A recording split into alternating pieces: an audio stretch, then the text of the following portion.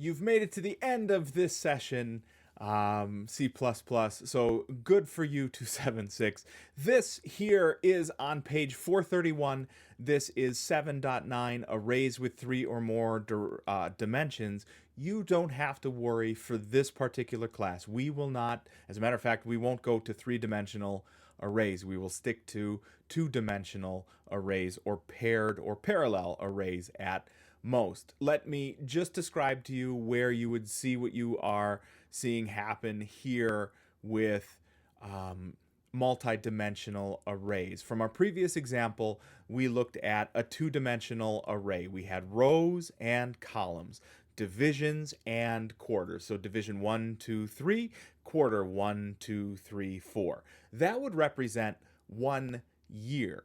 Now, if we had more than 1 year to represent, we could simply add another dimension to our set of arrays that would represent however many years we needed to represent. So I could, minus 1 year, minus 2 years, minus 3 years, minus 4 years, and that way we can stack up years after years after years of data for division after division after division of data down by columns, quarter after quarter after quarter of data.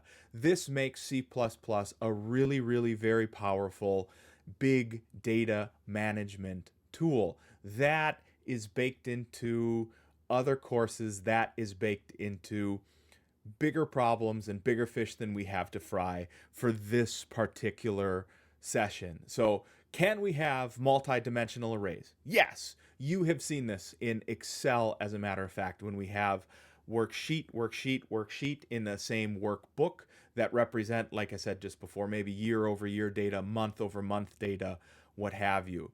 That is 100% the